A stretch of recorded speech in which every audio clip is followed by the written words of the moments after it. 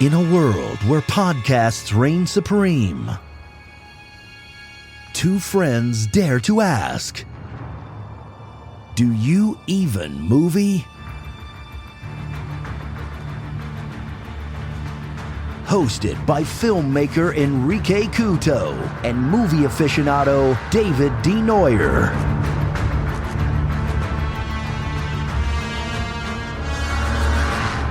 Spoiler alert. Stop fighting your shit. In. Hello, my friends, and welcome back to Do You Even Movie? Well, now that you reacted like that, I'm leaving that at the beginning. Before, I was just going to cut that out. I had a hangnail. Yeah, well, you know, not everybody handles their problems like a rabid raccoon. I mean, I bite my nails. I can't help it. Yes, you literally can. I literally help can, but I choose that not. Okay. I choose not to. Your I choose not to is far crueler than my one, where, as I say, but you don't want to use willpower. You're like, no, I do the bad thing. I used to do hot sauce under the nails, and then I started liking hot sauce. I mean, that's literally what got me to stop sucking my thumb. You tell me that, Except that was brutal. Yeah. That was truly brutal. No, my stepdad took a blender, and he blended up a bunch of chilies, and then he put it on my thumb, and he was like, all right, now go play, and don't you suck that thumb. And then as I was walking away, he's like, if I hear a sink, I'm coming over there. Couple weekends of that, and I stopped sucking my thumb. Yeah, I bet. Yeah, now I would suck my thumb. So now the audience knows that I chew my nails, and I had a hangnail on the beginning of this recording. The fact is the hits just don't stop. They just keep on coming. Until they don't stop coming. Something hit the ground running. Didn't make sense not to live for fun. Your brain gets smart, but your head does get dumb. All right. Well, we are back here at Do You Even Movie, and tonight we are talking about a modern classic in a lot of ways. Absolutely. One that had a massive impact on me, and it must have had a massive impact on the rest of America because it was the beginning of what has become one of the most storied modern writer, director, producer careers of the last 2 decades. Yeah, because I think Hell or High Water is, I want to say it's 2015. Well, my point is, but by the time Wind River happened, Taylor Sheridan was the man. And now Paramount Plus is just like handing him sacks of money. Nothing but. Nonstop. Yeah. I mean, I'm watching Landman right now, which is one of the shows he's executive producing. Yeah. It's super good. Oh, I've heard with it. Billy Bob Thornton. It's really, really good. Yeah. But no, I mean, like, I feel like that was when it was like, okay, he didn't do it once, he did it twice, and then everybody wanted him. They called this the conclusion of his trilogy. It was Sicario, Hell or High Water, and this. Yeah.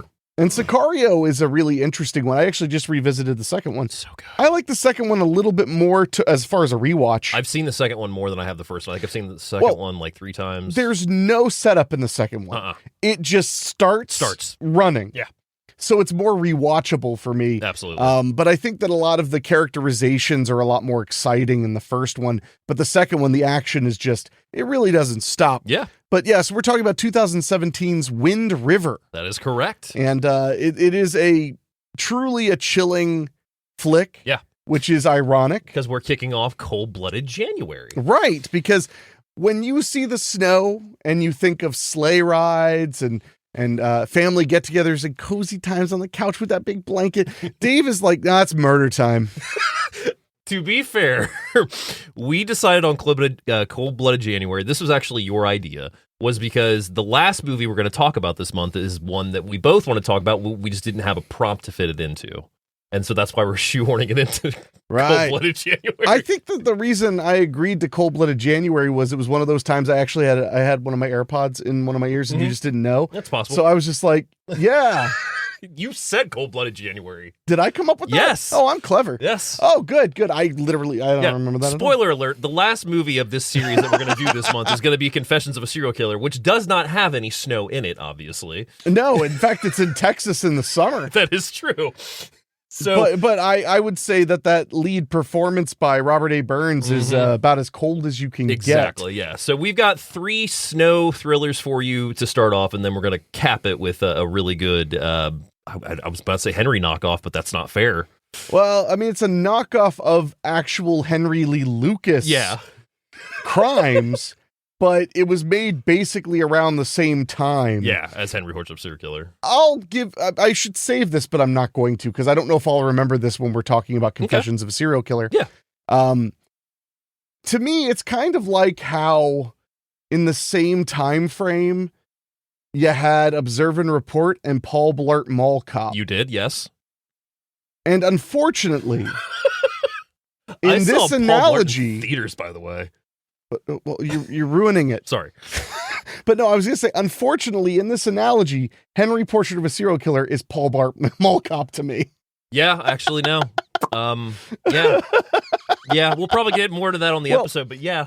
For the record, before you get upset, rightfully so, if you are very familiar with Observe and Report and Paul Blart Mall Cop, then you kind of understand that reference somewhat, because Paul Blart is like the shiny, mainstreamy kind of thing. Everyone saw it. Mm-hmm. It still plays on cable. And Observe and Report was way darker, like way, way, way darker. Way darker. And it was highly underappreciated, highly under-released in comparison. Absolutely. So that's the main example. It's not that, and we're splitting some serious murderer hairs. I mean, we could split more murderer hairs and talk about the fact that we also went to see Nosferatu this past weekend.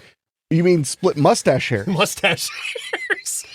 I have no issue with the mustache on Nosferatu, but Dave here, him and his Reddit army. No, all I could see was Dr. Robotnik. I like Skarsgård, of course. I like him as Pennywise. I love him in Yeah, I can't think of another one either, right?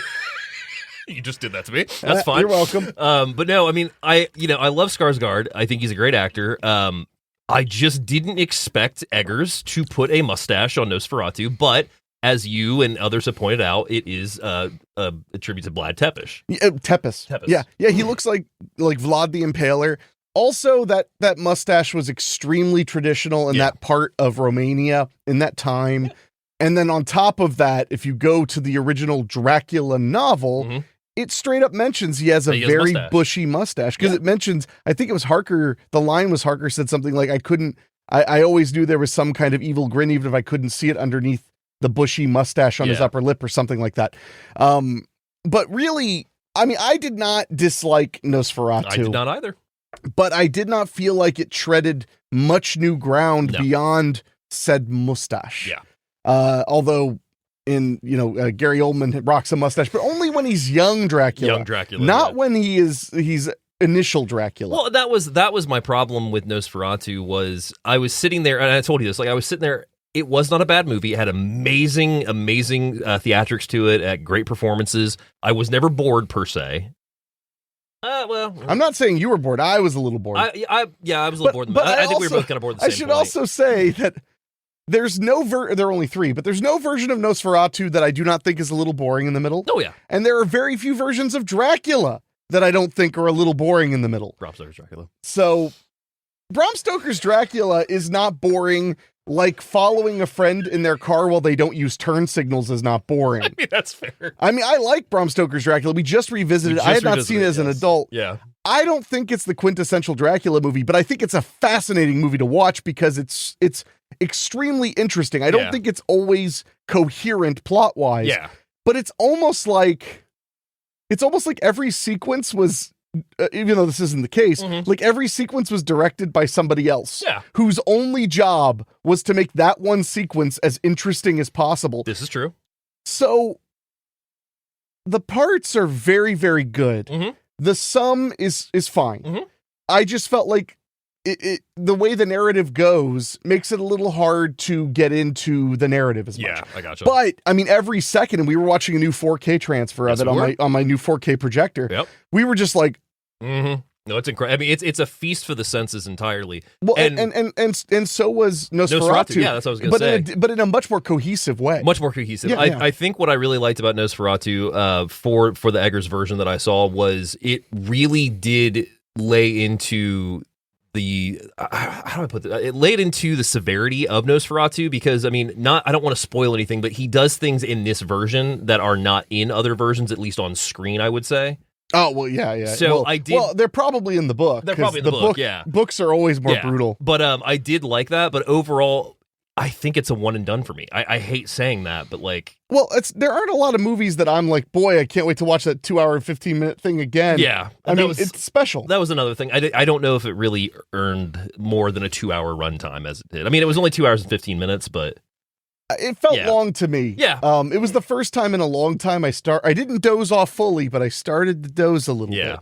And there was a period of time where I was struggling with that all the time before I got my ADHD diagnosis and stuff. It was getting really bad for a while. Yeah. But now it like very seldom happens. So yeah, I got a little bored there. I will say, because the problem with loving movies is that Dave loves them too. No, the problem with loving movies is that the more you love a movie, the more you love what they do with something. Yeah.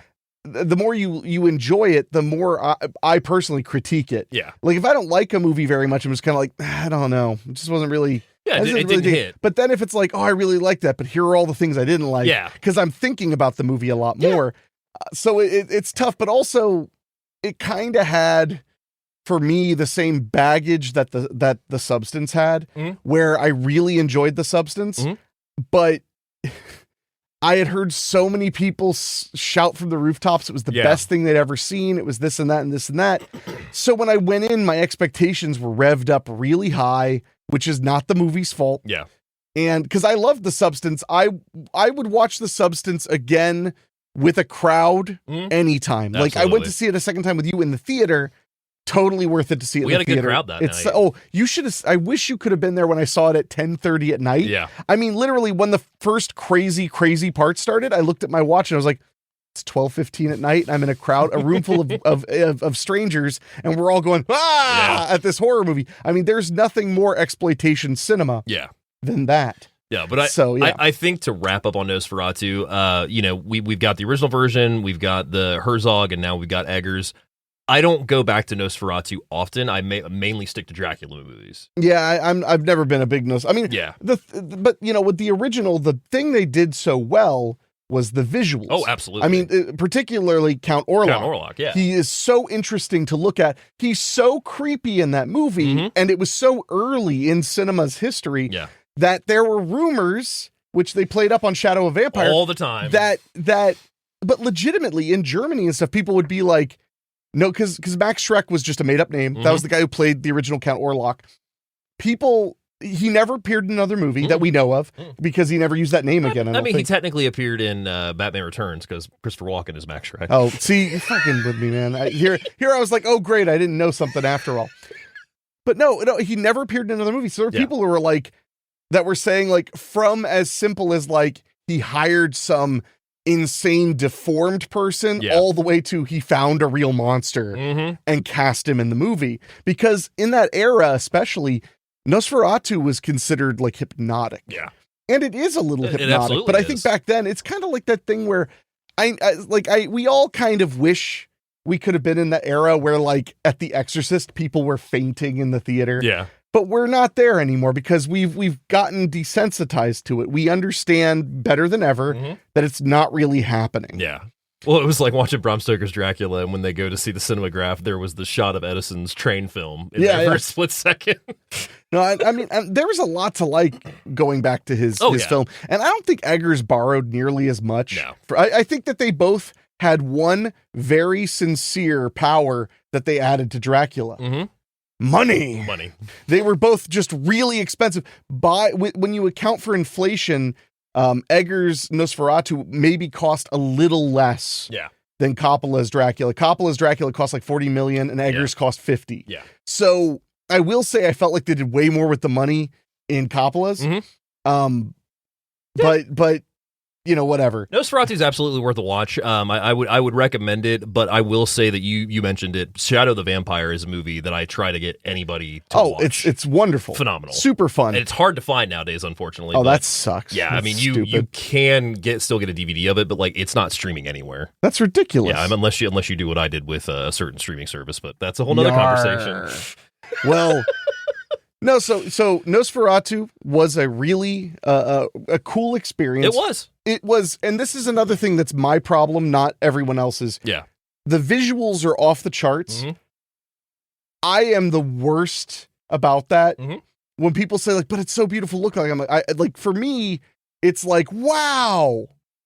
All right, that's just the background now. I don't get that way. When his hand was stretching across the town and everything, that's how I kind of felt. Like it was really cool at first, and I was like, okay, we can get through this now.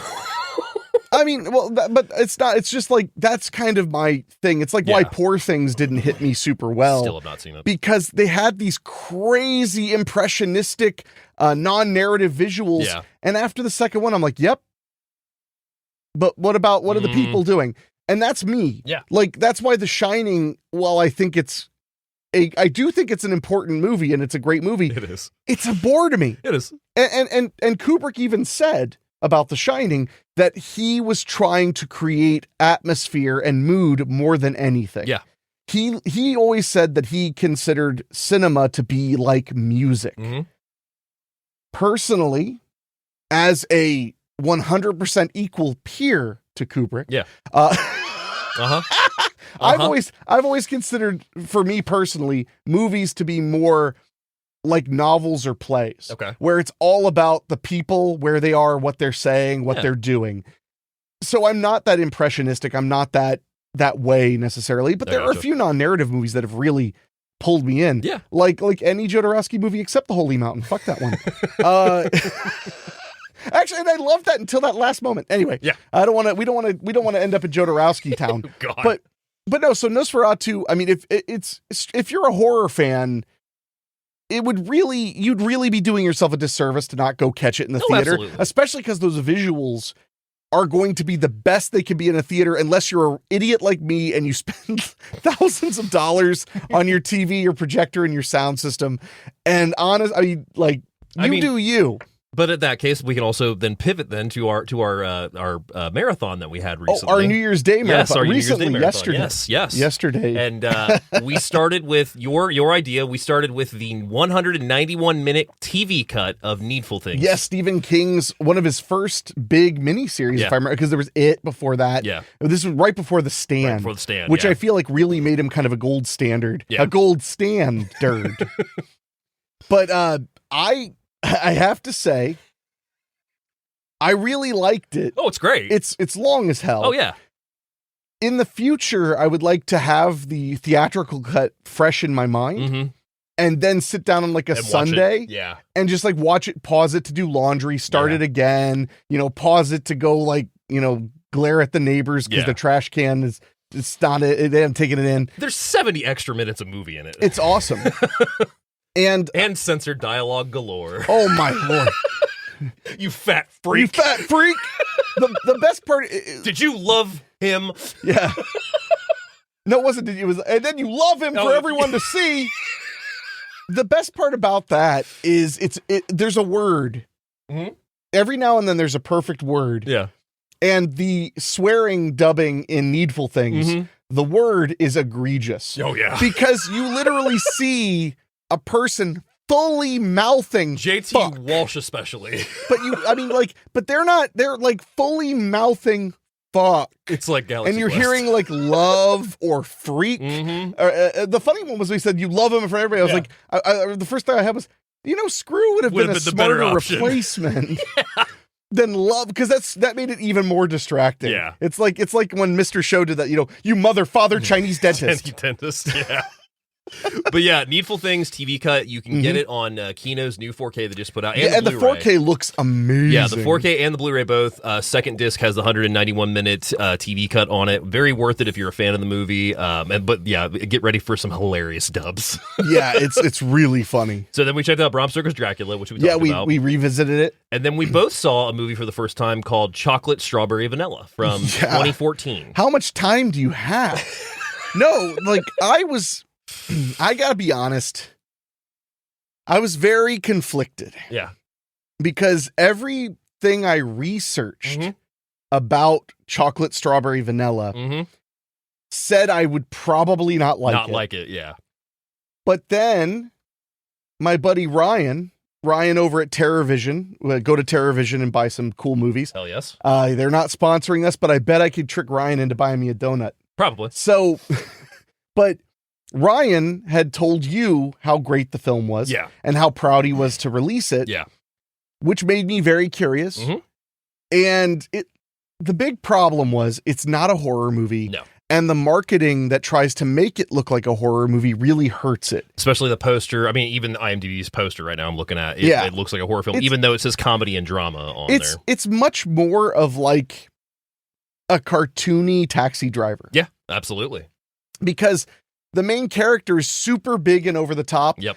But he owns it, and when he brings it around and makes it real, it breaks your fucking heart, man. The synopsis says, a black comedy drama about a lonely ice cream van driver, Warren Thompson, and his unhealthy obsession with television soap starlet Katie George. And chocolate, strawberry, and vanilla you can watch for free on Tubi or get your very own fully loaded Blu-ray from TerrorVision. Cannot recommend it enough.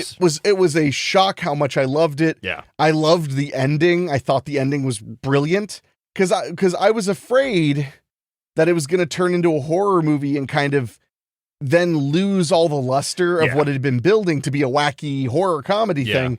And it didn't. No, it did not. It didn't. It had horrific elements. I can see why you would want to say it's a horror movie. Yeah. I just don't think that helps it. No. As far as like your experience as a viewer. Yeah. But I really enjoyed that film. Fantastic movie. Cannot recommend it enough. And then I got to show you 1968's The Swimmer. You sure did. With Burt Lancaster. It sure was. A man spends a summer day swimming home via all the pools in his quiet suburban neighborhood is the synopsis. I mean, fair enough. Fair enough. This movie, I found it a couple years ago via one of the streaming services. I think Tubi had it, but Grindhouse Releasing put out a beautiful disc of it. They have the only release of it. It is a great new transfer. It is basically late 1960s Falling Down in a sense. Yeah, I kind of the more I think about that, the more I think that at best Falling Down was mildly inspired. Oh yeah. Yeah. I mean, because it does not have the violence or anything like Falling Down has, obviously. Or the breakdowns. Really. I mean, but that's not, I'm not going to spoil it, even though, it's over 40-year-old movie, but I mean, that movie fought in Vietnam. but no, I just think that for the most part, the things it has in common are just not massive, but they're interesting. Oh, I get that. So that's my entire point. And then we closed out with a new 4K release of Devil Times 5. I have a soft spot for that film, especially because we launched the first season of Popcorn Fodder by hosting it. Yeah. And it was actually new to me. My producer, Dan, is the one who picked that one for us to watch. My God, it has never looked so good. It has never looked so good. After 5 insane children are involved in a van wreck, they go to a lodge where they start killing people who insult them or are rude to them. Not a very good description. No, the kids are out to kill no matter what. Yeah, they're from a mental institution. Yeah, wow. Here's Dave shaming the mentally ill. Wow. There is a state psychiatric badge at one point. Yeah, but that doesn't make you a murderer, David. They literally... they are murderers. They're murderers. Now tell us how you feel about Puerto Ricans. Oh, God damn Jeez, it. Dave. No, but they are. They're psychopathic kids. And it's got a great atmosphere. And it's made so much better by everything being very clear. Yeah. This film arguably fell into the public domain years and years ago. And because of that, nearly every copy has been pretty rough to watch. This one, everything is clear as day. Clear as day. It was right off of the original camera negatives. Yeah. It looks so good that it's kind of upsetting. It is kind of upsetting. And some of the effects are legitimately way worse. Yeah. Oh, yeah. I mean, in a good way. Well, like shit. I mean, when we saw the one, one of the very big deaths in the beginning, we were shocked at how bloody it was because you couldn't see it. It was just hard to tell. Yeah. So I was very impressed by the transfer. Yeah. And it gives the movie a whole new life. Yeah. And that's something that I never used to believe until Blu-ray became a thing, was that you could watch a movie you'd seen a ton of times, but if you get that bigger, better quality experience, it can sometimes bring the movie back to life. Yeah. Not always. Yeah. Like, I hate to say this, because you're going to get super mad. Here we go. But one of the movies I thought it would do that for, and it didn't, was Batman. Oh, no, I see that. I haven't seen the 4K yet, though. Well, I haven't seen the 4K. I'm talking about the Blu-ray. Yeah. Like, the first time I watched a Blu-ray, I still love that movie. Yeah. That one did not make me go, whoa. I got to see the 4K transfer of Batman, Batman Returns, and Batman Mask of the Phantasm a couple years ago for Batman Day in theater. And those 4K transfers of all three of those, fucking incredible. I mean, that may have also just been because you were in a theater too. That's true, too. I'm not trying to pick on it. No, it's that's fine. But I still love that movie. That was one where I did not feel like I got an entirely new experience from it. Experience. The only one that I can recall of that nature was Jaws, because the Jaws Blu-ray coming out was one that I wanted so badly. I was in college when it dropped, so we're probably talking like 2013, 2012. I could name dozens of movies that I thought having a Blu-ray actually completely elevated them. Yeah. Nearly every Fulci movie that's been put on Blu-ray, it's like the visuals are stunning. Yeah. And all of a sudden you're getting hit over the head with them, where before they were just they just didn't pop as much. I don't know. It's I'm sure it's just me. I'm insane. So that was our marathon. That was Nosferatu. Are you ready to get into our movie? We would have watched more if you hadn't had to sleep in. What the hell? You did. It was New Year's. I got home at 2. I got home at 2 too. You wear a tutu at home? Damn right. All right, fair enough. Hey, it's my home. I'm going to be comfy. So are you ready to talk about Wind River? I've never even heard of it. Wind River from 2017, 1 hour and 47 minutes, rated R for strong violence, a rape, disturbing images, and language. Language once again. I hate when people speak language. IMDb synopsis says a wildlife officer who is haunted by a tragedy that happened because of him teams up with an FBI agent in solving a murder of a young woman on a Wyoming Native American reservation and hopes to get redemption from his past regrets. Did it say haunted by a tragedy that happened because of him? Mm-hmm. That's not exactly accurate. It's not really, no. No. My synopsis. Okay. When a young woman's body is found on a Wyoming Native American reservation, an FBI agent teams up with the town's veteran game tracker to bring the guilty to justice. Oh, I mean, yeah, you get that one. Oh, that's not right. That's not right. Wow. Oh, by instinct, I wanted to click the boo. I got you. That's fair. No, that was a better synopsis. Yeah.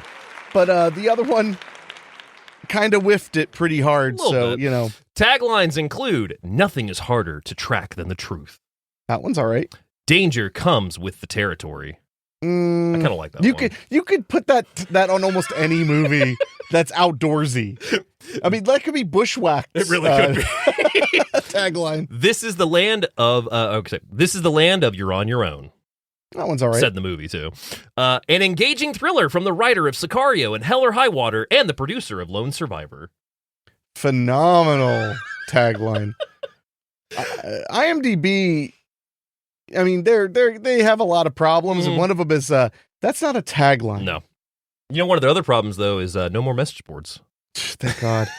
Wind River is currently available on Fawsome. You can also rent and buy it from Prime and Vudu, and I can confirm, because we just watched it, that there is a new 4K transfer available as well. Yeah. And a 4K disc available exclusively through Walmart via Steelbook. And only for real fans, so Dave doesn't have it. Shut up.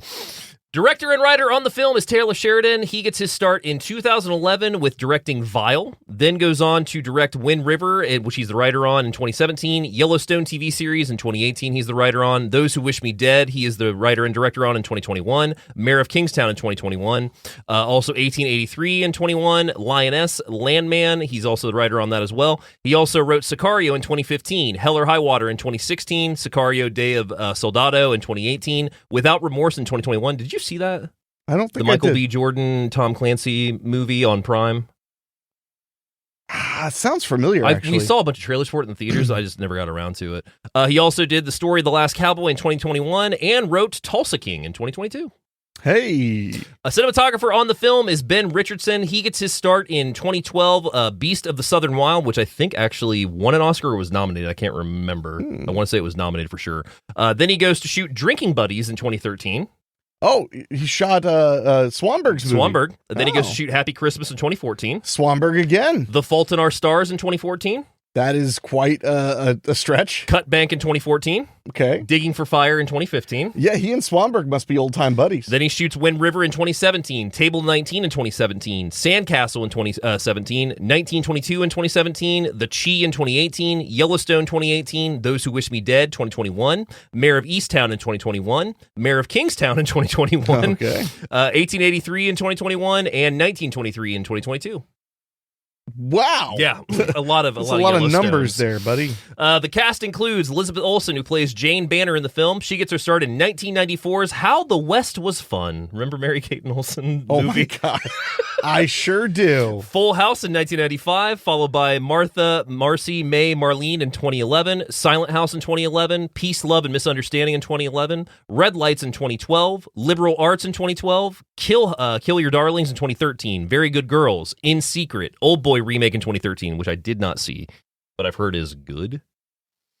Captain America Winter Soldier in 2014, Godzilla in 2014, The Avengers Age of Ultron in 2015, I Saw the Light 2015, Captain America Civil War in 2016, Drunk History, Ingrid Goes West, Wind River in 2017, Kodachrome, Harbin Quest, Avengers Infinity War in 2018, Avengers Endgame. Oh yeah, she became the Scarlet Witch. Yep. Yeah. Sorry for Your Loss, WandaVision, Doctor Strange and the Multiverse of Madness in 2022, Love and Death, His Three Daughters, What If series by Marvel in 2023, and most recently, The Assessment in 2024. Wow, yeah, she's kept busy. Definitely has. Jeremy Renner also in the cast playing Corey Lambert. He gets his start in 1995's National Lampoon's Senior Trip, which I had no idea. You had no idea what? That he was in it. Oh. Yeah, because I've seen Really? Senior Trip several times, yeah. Oh, well, I mean, I remember when Jeremy Renner started becoming this big star. Mhm. My first thought was the guy from Dahmer. Dahmer, yeah, so that was my first one, too. Friends Betrayal in 96, Paper Dragons in 96, The Net TV series in 99. That's one thing with this show I'm finding out is a lot of movies that I love also had TV series I had no idea Or about. they tried. They tried, yeah. Followed by Angel in 2000, Fish in a Barrel 2001. He appeared on CSI in 01 as well, then does Dahmer in 2002, SWAT in 2003. Oh, man, I remember SWAT. Pink, the music video for Trouble in 2003, Heart is Deceitful Above All Things, Neo Ned, Lords of Dogtown, North Country, 28 Weeks Later in 2007. Take the Assassination of Jesse James by the coward Robert Ford in 2007, House, The Hurt Locker, Ingenious, The Town, which is one of my favorite lines with him where Affleck comes in and he's like, we're going to hurt some people. I can't tell you who, but we got to get going now. All right, let's go. That's a friend. Mission Impossible Ghost Protocol, Robot Chicken, The Avengers, Bourne Legacy, Hansel and Gretel Witch Hunters, which I really like, by the way. Did you see that? No. You have the 3D Blu-ray. Well, I mean, I have a lot of 3D Blu-rays. That's fair. Avengers Age of Ultron, Mission Impossible Rogue Nation, Captain America Civil War, Arrival in 2016, Wind River in 2017, The House in 2017, Tag in 2018, followed by Avengers Endgame, Arctic Dogs, Hawkeye TV series, What If, and Mayor of Kingstown in 2021. Yeah, I mean, he's had quite a career. Also on the cast is Graham Greene, who plays Ben, 174 credits on him. Wow. He's been in a lot of stuff. Gets his start in 1976 with Bei Shaolin, then does Running Brave in 83, Revolution in 85, Powwow Highway, Dances with Wolves in 1990, LA Law, Clear Cut, Thunderheart, Cooperstown, Northern Exposure, Murder, She Wrote, Maverick, The Red Green Show, which I forgot he was a regular on. Oh, yeah. Followed by Die Hard with a Vengeance in 95, The Pathfinder, The Outer Limits, Poltergeist, The Legacy series. All roads lead to Cappy. Song of Hiawatha, Grey Owl, The Green Mile, Big Wolf on Campus in 2000. I loved Big It Wolf was on Campus. so much fun. That was a really fun show. Snow Dogs in 2002, Transamerica, Into the West, Numbers, Twilight New Moon, Casino Jack, Running Mates, Twilight Breaking Dawn Part 1, Winter's Tale, Defiance, Wind River in 2017, The Shack in 2017, Molly's Game 2017, Longmire in 2017, Riverdale in 2018, The Detour, Red Dead Redemption 2, Project Blue Rock, Goliath, Tar, American Gods, Antlers, 1883, The Last of Us, Reservation Dogs, and Tulsa King in 2024. I like how you just said Red Dead Redemption 2. Didn't even mention it's a video game. Yeah, it is a video game.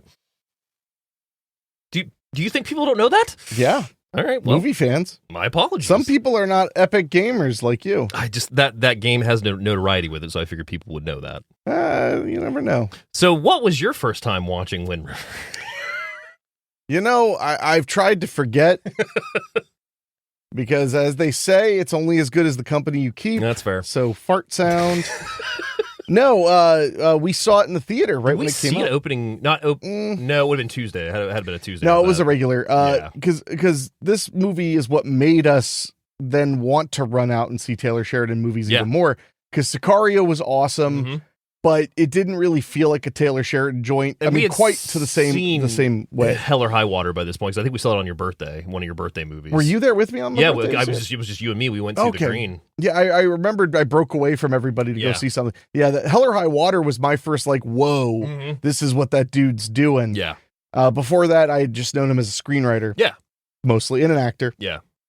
But, I thought he did an incredible job with Wind River. That one definitely blew me away. I also have a soft spot for snow movies, winter movies, stuff like that. Absolutely. The high tension, high drama really, really impressed me. Yeah. So I've considered this like a must rewatch maybe every 2 years or so. I'd say so, yeah. No, it was one that we'd seen the trailers for because we'd gone to the theaters and everything, and we were going to go see it no matter what because we knew that Sheridan had done Hell or High Water and Sicario, so we wanted to see it.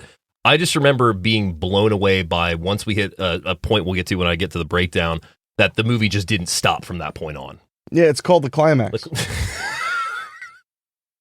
Not the climax, but okay. It's the climax. It's not the climax to me. Are we thinking about the same part? I don't know now. Oh, I'm thinking of the bear spray. Oh. Once that all happened, and that shit really takes off from that point. Okay, fine. I don't really agree, but okay. We'll get there. But yeah, no, needless to say, we really loved this movie and enjoyed revisiting it. Are you ready to get into the actual movie itself? Why the hell not? All right. So we open with a text that states, inspired by true events, as we see a woman running for her life through a snowy field. No gloves, she's barefoot, she collapses, crawls for a little bit, and then returns to running into the night. While this is happening, a voiceover says, "There is a meadow in my perfect world where wind dances the branches of the trees, casting leopard spots on the lights across the face of this pond. The tree stands tall and grand, alone, shading the world beneath it. It's here, the cradle I hold dear. I guard every memory of you, and when I find myself frozen in the mud of the real, far from your loving eyes, I will return to this place, close mine, and take solace in the simple perfection of knowing you." My dear Annabelle Lee. So the next morning, we see a wolf stalking a sheep herd as shots begin to ring out, and dropping the wolves, we see a man in white, a camo, as we meet Corey Lambert, played by Jeremy Renner in the film. Yes, yes. And we see Corey drive over to his ex-wife's house as she comments on the blood on his clothes. He says he was working. We meet his ex-wife, Wilma, and they seem cordial, but not entirely friendly. I mean, one of my favorite lines in the whole movie is when she points out the blood and she says, "Who?" And he says, "I was working." She says, "Who's the victim today?" And she walks away. Yeah. And he just says, "I guess me." I guess me, yeah. So that is when Corey is also there to pick up his son, Casey, for the weekend. Wilma is driving out to a job interview in Jackson and is not very thrilled with the town of Wind River, basically. Well, they don't live in Wind River proper. No, Wind River is the Indian reservation, which yeah. she is native, but she doesn't live in the reservation. Yeah. But one of the things I thought was really interesting is their friction is pretty minor. Mm-hmm. She informs him, "I'm trying to get a job out of town." Yeah. And usually that would be a point of contention in a film, where it would be like, "Well, but I don't want my son to be whatever." No, he's like, "That's a good idea." Yeah. You make better money, you'd be happier. And then she says, "Well, it's a lot more expensive out there. The child support will be rougher." And he's like, "You concentrate on getting the job and we'll figure out the rest later." So he's like, it's clear that co-parenting is definitely something that they're about. Yeah. They're not really about being petty or fighting with each other or anything like that. And you get a sense of his safety too, because his son comes down and he's carrying the rifle and it's BB, pointing and out. Wasn't it a BB gun? Yeah, I think it was a BB gun. Yeah.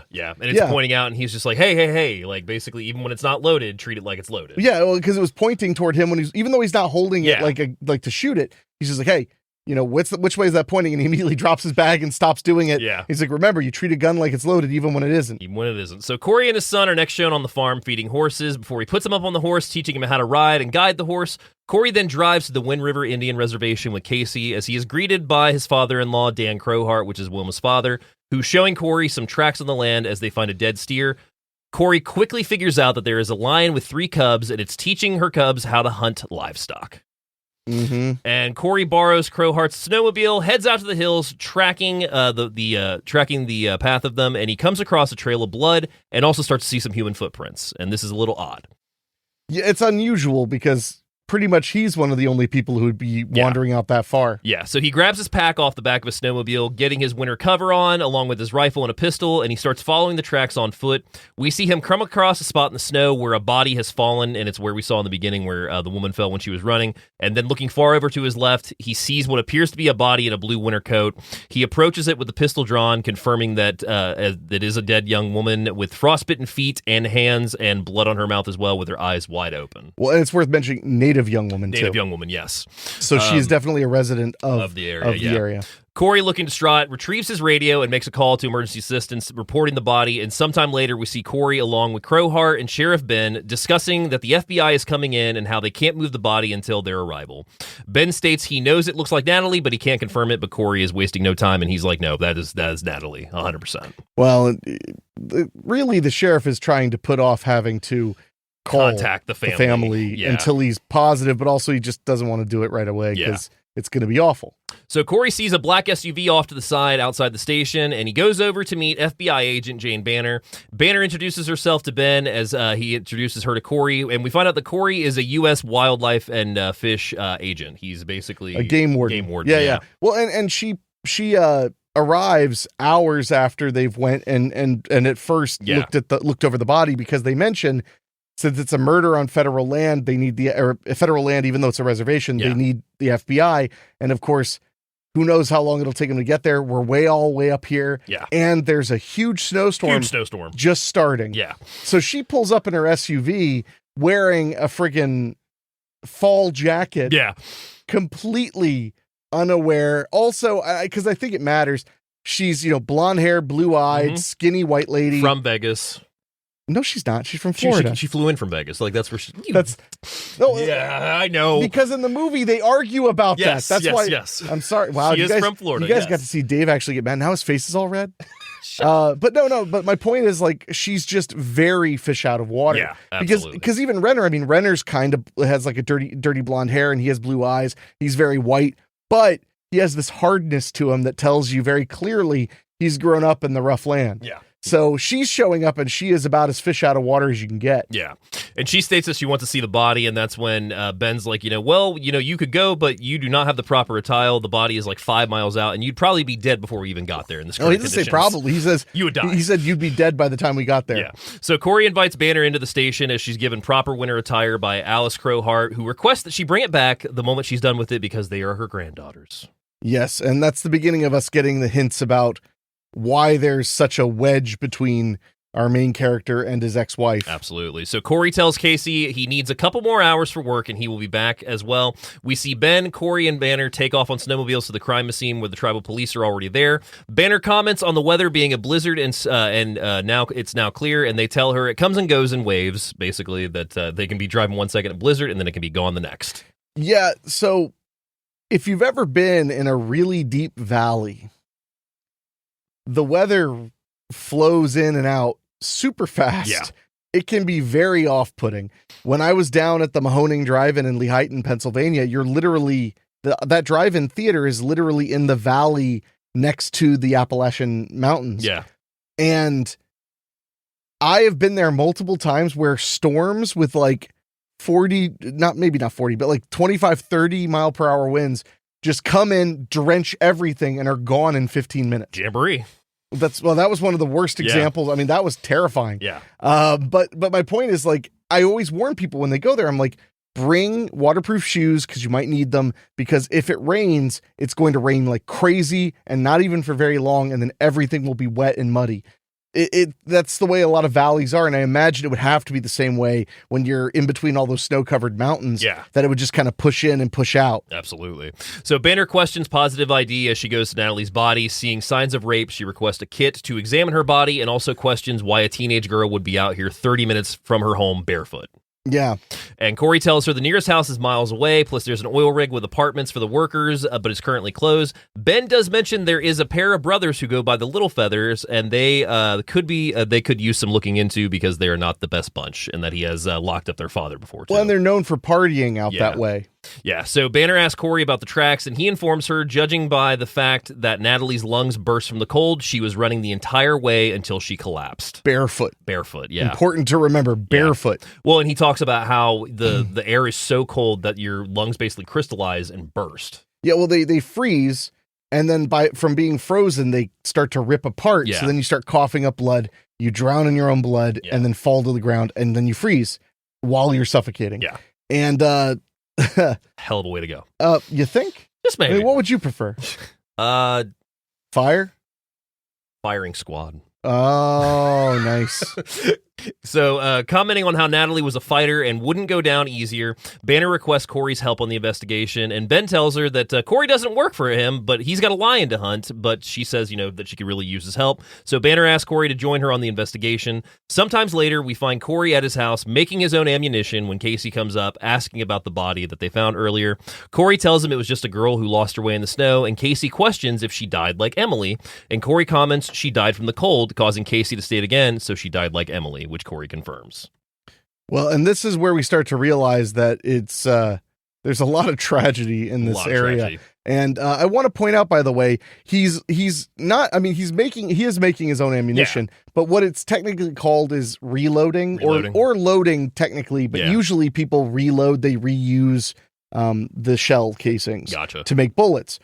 There are a couple of reasons you may want to reload ammunition. Mm-hmm. Generally, the most popular reason is to save money. Okay. Because ammunition costs money, and you can save the brass and then put gunpowder in it, put a new... I'm going to mess up everything because I'm not like completely in there, but you put a new... Not the firing pin, but you put a new whatever on the back of it. You put the bullet into a new bullet in there, and now, boom, you've got a bullet for cents more instead of having to pay more, especially since ammunition prices have gone insane since 2020. Yeah. Although this was pre that. But the gun he has is a Marlin Model 189-5SBL with a scope. And I don't know a ton about that rifle. Nasty piece of work. But I do actually know a lot about it. Oh. Because I was trying to find out what caliber it was. Uh-huh. And it's a 45-70 government. Okay. That's a big game round. Mm-hmm. It's considered like the bare minimum you need to hunt in safari in Africa. Okay. So it can take down bears. Yeah. It can take down potentially a moose. It's a very powerful bullet. Okay. And I have shot a 45-70. I don't know if you've ever shot Keith's 45-70. I've not yet, no. It's been years since he got it, so that ship sailed. He just doesn't like you. But it is a beastly gun. It's kind of an elephant gun. Mm-hmm. And it kicks like a goddamn mule. I shot it 6 or 7 times and my shoulder was aching. And then I famously got cocky and shot it once, not holding it tight. And the scope cut my nose open. Oh, shit. It wasn't, just enough to be like, ow, I better clean that when I get home. But I was like, I deserved that. Mm-hmm. I got cocky. I wasn't friggin' concentrating. I was just like, it's a big gun. But that's a very powerful bullet, or very powerful cartridge. Yeah. But the reason he's loading his own ammunition is he wants a very specific power rating. He wants a high load of gunpowder so that the projectile will go really fast for what he does, because he's an expert in his field. And he wants to make sure it's completely reliable. He wants to make sure it's absolutely exactly. He wants every single bullet to be handled by himself. Makes sense. Those bullets are really expensive, by the way, like $3 a piece. Jesus. So anyway, I thought it looked like a 45-70, but I'm not a hunting rifle guy. Yeah. I don't know a whole lot about those guns. The one that our buddy Keith has, which might be the same Marlin, but he bought it because that was the gun Chris Pratt had in Jurassic World. Jurassic World. Yeah. So anyway, but I just want to mention that's why he's loading it. He takes a great deal of care in how he hunts, which I assume partially is there's a lot of references to how much he respects the native lands and the native tribes. In part, I would assume that's so that he gets clean kills and he's never cruel. That makes sense. But that's worth mentioning also, because when you see what this gun can do later, it's actually relatively accurate. Yeah. I would say so. So the next morning, Banner joins Ben at the station as they go to visit the coroner. He puts out that Natalie had a deep laceration on her head, frostbite at stage 4 on feet and hands, with vaginal wall torn at different depths. He can't confirm if multiple are responsible for that, and they will have the test results in 6 weeks. Ben questions what he's going to list as the cause of death, and the coroner states that she died from hemorrhaging. Banner questions why not a homicide, adding she can't get a team up here unless it's listed as a homicide. The coroner states he understands the issue, but he has to go by what the body shows. Ben commends Banner for her passion on the case, basically saying, we never had FBI out here treating like this, with this passion. She cares. So we appreciate it. And that she argues that if her supervisor sees the report, he will want her back in Vegas. So Ben and Banner go out to visit Natalie's father, Martin, trying to get any information on why or where she was coming from. And Martin is put off by her manner at first, but reminds Banner that Natalie was 18 and he basically let her be a kid in a sense. He let her be an adult, you mean? Be an adult, yes. Oh, yeah. He said she's an adult. She's an adult, yeah. So Banner requests to speak to his wife, Annie, as Ben tries to stop her. Banner then again asks Markin if it's okay, and he's like, no, go ahead. So she proceeds back to the bedroom to find Annie in the bedroom crying as she is cutting her arm. And is it her arm and her hand? She's just cutting up her arm or wrist. Yeah, she's self-mutilating. She's not attempting suicide. Yeah. But on a happier note, David, Jesus, it is the exact same rifle from Jurassic World. Oh, is it? Which means that's the rifle we featured in Nothing Good Ever Happened. That is very true. Yeah, it's a beautiful rifle, but it will hurt you. So Banner returns to Ben and Martin apologizing as a knock rings out. Martin opens the door to find Corey as he begins to get emotional, hugging Corey and begins to sob loudly. So Ben shuts the door, leaving Ben and Banner in the same room together. Outside, Corey tries to comfort Martin, stating he wishes he could say it's going to get easier, but it doesn't. And then goes on to say that he went to a grief seminar to get answers. The counselor sat down and told him something that stuck with him. I've got some good news. I've got some bad news. The bad news is you're never going to be the same. You lost your daughter and nothing will ever replace that. The good news is the moment you accept that and allow you to suffer, you'll allow her to visit you in your mind and relive all those great memories. He goes on to tell Martin to not let him be robbed of the great memories and take the pain. It's the only way you'll keep her with you. Well, he mentions he tried to escape the pain. Yeah. And it just made it so much worse. Yeah. And this is a really incredible scene because now we fully understand that our main character lost a daughter very similar age to his friend, and they appear to be friends, or at least very friendly. And so now we're realizing that he's went through this pain. Yeah. It's also one of the few times that you see somebody go through a great deal of pain and then somebody sits down and tells them what's up and they don't get mad because he's like, no, you know exactly what I'm feeling right now. Like exactly. So Martin tells Corey he's tired of this life. His own son, Chip, who lives down the road, is basically gone to him. He hasn't talked to him in years. Corey questions if he might be involved with the Little Feather Boys, and Martin questions what's his involvement with Banner in this. Corey tells him he's a hunter and he knows what he's doing, and Martin tells him then to go find out who did this. He doesn't care who it is, and that's all he says, and Corey tells him he understands, and Martin tells him then to get off his porch and go do it. Damn right. So Corey, Banner, and Ben and his deputies ride out to the Little Feather residence, which is a trailer off the road down a bit. As we hear music playing, pumping out of the house as they pull up, Corey immediately finds snowmobile tracks in the back, and Banner questions what they should wait for. Banner questions should they wait for backup, and that's when Ben tells her this isn't the land of backup. This is the land of you're on your own. Yeah, I mean.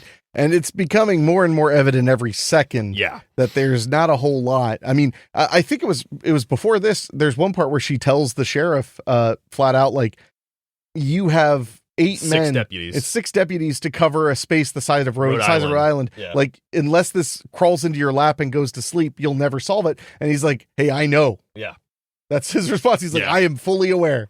So that is when Ben goes to knock on the trailer door as Sam Littlefeather comes to the door, clearly on something. Ben questions where his brother is, and Sam reminds him that he's in jail, and Ben's like, oh, yeah, you're right, I put him there. He's like, oh, I guess, parole, I guess the system's not working out fine.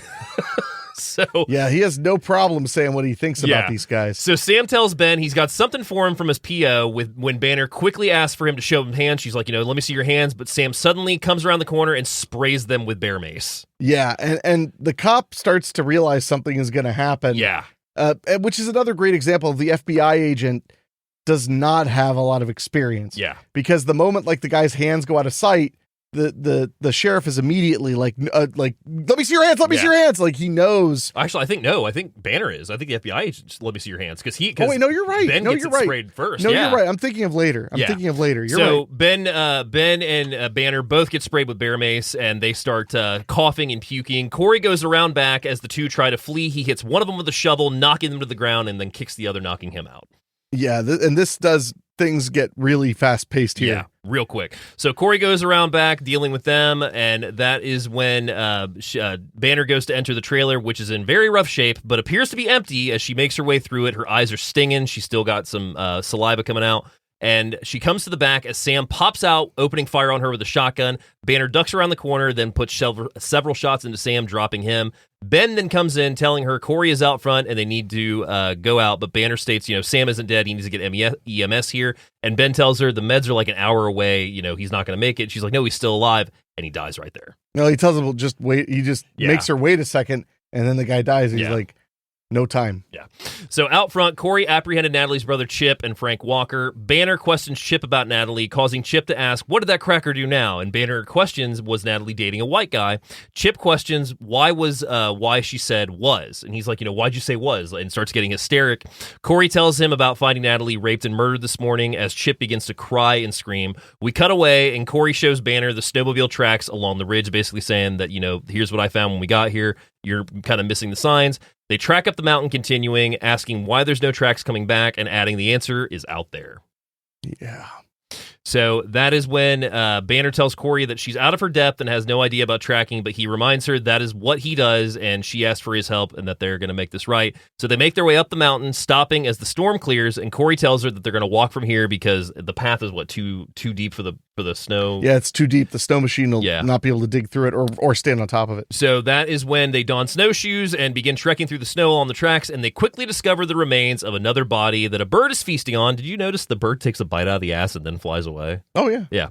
So the bird takes a bite and then flies away. Corey goes over to look at the body, and later that night, Corey and Banner rejoin Ben as he tells her that Chip and Frank aren't the talking type and prefer to be arrested as a rites of passage, as anything has got to be better than living in this place. They do not shy away from saying it like it is. Yeah. Corey requests to speak to Chip as Banner gets a call and steps away, and that's when Ben tells him he's in the car. As Corey goes over to speak to Chip, Chip is quick to tell him that he didn't do shit, and Corey is quick to state that he's not going to say life is fair, but the land is all they have. Chip fires off at him saying, what's this we shit, basically? The only reason that you're native is because of your ex-wife and the daughter that you couldn't protect. Yeah, and that's one of the only times we see Corey lose his cool. Yeah, literally grabs Chip and just puts his head right against the front of the chair, the seat, and throws him back. Yeah, well, and it's. I think he was wasn't he in the front seat? He wasn't in the back. Yeah, front seat. Yeah, he hits his head into the dashboard because it was violent. Yeah. And then he tells him, you're not allowed to talk about that. Yeah. Like, you're not allowed. So Chip tells him that tells Corey that he met Natalie's boyfriend, Matt. He works security at one of the drill sites. He asks about a last name, and Chip tells him that Sam knew. Why don't you go ask him? And Corey tells him he thinks Chip will be seeing Sam long before he does. Oof. So Corey rejoins Ben and Banner, who's not thrilled with Corey talking to Chip, but Corey asks if Ben is going to go to the rig tomorrow, and Ben asks if Corey would join them. So later that night, Corey goes to see Wilma, but she sees through his guilt, mentioning Emily before she tells him goodnight. Banner then rejoins Corey, telling him they've identified the body in the hills as Matt Rayburn, security contractor for the drill station. He invites Banner in, offering her some water, and Banner begins to look around his home, finding pictures of a young girl. Corey returns to tell her that that's his daughter Emily, who passed 3 years ago, and he doesn't know what happened exactly. Adding he was out working in Pinewood, he found himself with a night off, so he and Wilma went out. Word got out, and a little gathering turned into quite a party, adding that some friends showed up, and then some friends didn't, and then some non-friends showed up. But he got a call the next morning from Natalie that Emily was missing, and she was worried as they were best friends. So Emily and Natalie were best friends. So right. The one who died at the beginning of the movie and Corey's daughter. Right. So that's why he's very close to that family. So Corey adds they tried to be careful with Emily when she was a good girl, and they let her guard down, telling Banner that if she ever has kids, don't blink. Yeah, and this is an incredible moment, too, because this is where Jane realizes that what they're going through and what she's asked Corey to help him with, because there's a great part early on when she says, like, I'm going to need your help, and the sheriff's like, hey, he doesn't work for me. He doesn't work for me, yeah. He works for the the game and wildlife people. So now she's realized that she's dragged him along to basically solve a crime obscenely reminiscent of his own daughter's death. Yeah. Not just that it's a young girl and that she's turning up dead, but it's the best friend of his dead daughters. Yeah. And in a way, he like loosely blames himself just because he wishes he had been more vigilant, which is why that IMDb thing pissed me off a little bit. Because I was like, it was not his fault. We'll call IMDb after this. So you can I'm going to call Rob IMDb and tell him he needs to get his shit together. So Emily's body was found 20 miles away, and the autopsy couldn't say much as the coyotes had gotten to her first. Corey gets emotional as Banner excuses herself to the bathroom, and we see his words hit her as she stares in the mirror for a bit before rejoining him. And that's what I was getting at. No, she doesn't stare in the mirror. She cries. She fights a sob. Yeah, she like freaks out. And that was my point, is that's where it hits her that this dude is dealing with this. Because I honestly, I think it's pretty obvious. Like, there was a vibe that maybe they were going to like, hey, what's up? Which is something that I like that Taylor Sheridan does, is he'll set up something that's almost tropish, like the two the buddy characters like being like, hey, it gets awfully cold near Wind River. Yeah. What say, no. She's now devastated because she's realized that he's basically reliving the biggest, greatest trauma a parent can ever have with her in the room. Yeah. And he's somehow keeping it together. Keeping it together incredibly, yeah. Yeah, I mean, I wasn't kidding that when he beats up the one guy, when he shoves his head into the dashboard. He literally says, you don't get to talk about that. Like, doesn't raise his voice or anything. No, but that's the only time we see him lose his cool. Yeah. At all. Yeah. Otherwise, he's so freakishly calm. Collected. Yeah, calm and collected. Yes. So she finds a poem that Emily wrote, and Banner wishes him a good night. The next morning, Corey meets up with Ben and Banner as they prepare to head out to the rig with a few more deputies. Banner walks them through the plan. As the rig has cameras, they're hoping it caught something, plus they're going to search Matt's trailer. We see a beautiful aerial shot as they head out to the rig, driving along the roads. Corey stops off, getting on his snowmobile and continuing the rest as they go down the road a little bit. They get off and get on their sleds, and we see a sign marked West Central Fuel. Corey begins to find the line tracks in the snow, gets off, proceeding on foot with his rifle. Ben and Banner and the rest of the men arrive at the rig as a man rides up to greet them, who clearly has some bruising on his face. Yeah, well, I will say, he has a pretty solid alibi. Mm-hmm. They snowmobile around and march around doing the perimeter all day long. Yeah. And he got hit in the face with a branch. Going 60 miles is what he says. And then they say, why don't you wear a face shield? He's like, I asked my bosses for that. Their response was, snow soft, isn't it? Yeah. They're from Texas. So that is when they notice Ben questions him about Matt, and the man tells him that he and his girlfriend had a fight, and she took off, and Matt went after her, and they haven't seen him since. Few men join them as well, with some also sharing the scarring that Curtis has, and that's when they ask about the branches. They say the 60-mile-per-hour thing. Yeah. Ben asks if Matt bunks on the site, and they confirm that they all do, as Ben requests to see the trailer. Meanwhile, Corey stumbles upon the lion's den, and he also takes out his binoculars to look down at Banner, Ben, and the group on the rig site. Yeah, and if we haven't made it super clear, Corey did not walk down with them. No, he did not. He has stayed off in the distance, just kind of observing. He's up in the hills, they're down. Right. And that's just a really important thing that's easy to kind of gloss over because up until then, they were all together all the time. Yeah. And this sequence is brilliant in its tension. Mm-hmm. It's so brilliant because what you have here is you have police, and then you have the FBI agent. Yeah. And they all have, obviously have guns. But then the guys they're talking to are all holding rifles and pistols, but they're supposed to. Yeah. That's not something that should make them nervous because literally these guys are stuck at an oil rig that is not operational right now because it's too cold. Yeah. But they're guarding the equipment. And you have to also look at it from that perspective of, it's right next to the Indian reservation on federal land. Mm-hmm. The Indian reservation's clearly got a lot of crime problems. Yes. So security is paramount there. And these guys are stuck in the middle of nowhere, freezing cold all day long, just hiking up and down the snow with rifles and riding around on snowmobiles to confirm things. And basically nothing probably ever happens really. So I just found that really fascinating because as these guys are walking up to them holding their shotguns and stuff, it's like nothing's unusual. No. They're just guarding this space. Yeah. And that turns really quickly. Real quick. And this is one of the reasons I love this movie because see, this is what's about to happen is what I thought you were referring to. Because I believe from this point, it doesn't stop. There's it doesn't even yield to a stop sign, David. Yeah, that's fair. No, like that's my point. Yeah. And this is where the movie goes from a good film to a great film. Because it was a good film because of the good characterizations, great location, great story, great emotional center. But now it becomes an incredible action thriller too. Absolutely. And it doesn't feel unnatural. No. It feels like the simmer is about to become a boil. Yeah. So I'm very excited to talk about this. So the bruised man asks about finding Natalie's body, and Banner questions how he knew that since the name was never used over the radio. And he's like, oh, no, I heard it. And, and she's like, well, we never reported the body using her name.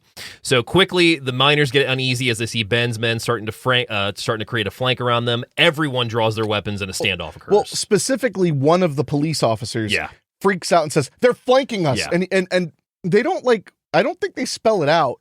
But I'm guessing that he was in the service. Oh, yeah. Because the way he reacts, it's not like, he's not like jerky and shaky or nervous. No, he's just like, why are you guys flanking us? Yeah. like, because he knows. Yeah. His spider sense went off. Yeah. And the other cops, while they're on board, they're even kind of like, dude, what is going on? What's going on? Like, why are you? So now everybody's got guns pointed at everybody else. Standoff every way. Entirely. Banner calls out that she's with the FBI. She has jurisdiction on the land because that's one thing they argue over is this is native land. You don't have any rights here. Well, because they're like, this is native land. You don't have any rights. He's like, but this is our property that we lease to protect. Yeah. And then she's like, well, I'm a federal agent. I usurp all of you. Yeah. Whether you're private security or you're the police, I'm the one who has jurisdiction. Put your guns down. Yeah. So holster their weapons. Curtis, the leader, is told by the Banner to take them to Matt's trailer, and Corey tries to radio to Ben to warn him, but a signal is not getting through. So he makes his way down slowly, as quickly as he can. Curtis takes the group to Matt's trailer and tells her that a guy named Pete who works third shift is inside sleeping, and Banner begins to knock on the door as we cut to a flashback. Now I'm going to stop here for a second because, as I mentioned in the synopsis, rape does happen in this movie. But worse yet, language. And language, yes. This scene is very intense. It's in the trailer. Damn it. Scene's very intense, so this is just a fair warning if you've never seen the movie. Right at this point, this is where shit really gets wild. Yeah. So Matt is inside brushing his teeth as a knock rings out. Matt, of course, played by John Berthnall in a cameo. Yeah, very good cameo, too. He's very believable. So a knock rings out. He goes to the door and opens it, and we see Natalie there. He's very happy to see her. He comments on how crazy she is walking over here in the snow before inviting her in, and they have a smooch with each other. We see Matt and Natalie in bed. Smooch with each other. That's what I literally wrote in my notes. I know. That's why I'm making fun of you. So he comments, we see Matt and Natalie in bed as they discuss warmer places they could be. Matt tells her of a time that he was stationed, and he wanted to get off base, and he tells her of a time that at Christmas he was alone, so he drove off port to a little mountain town called Ojai, a very friendly town where everyone says hello. It was one of the best Christmases he ever had, and Natalie says that's where they should move to, and he agrees when suddenly we hear a bunch of snowmobiles pull up outside the trailer, and we can see Matt and Natalie both get a little uneasy, and he's like, what time is it? And she's like, I thought they weren't coming back tonight. I thought they're going to stay in town.